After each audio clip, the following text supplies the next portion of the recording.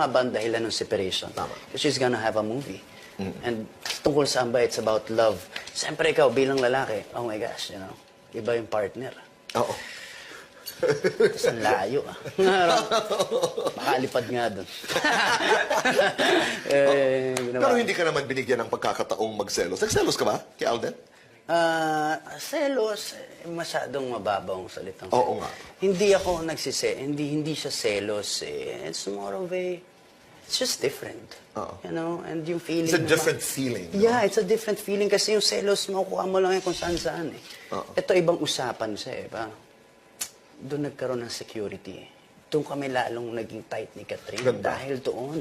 Ganda. And nung umalis siya, nandun ako sa punto, I was in dark times nung nangyari yun ha.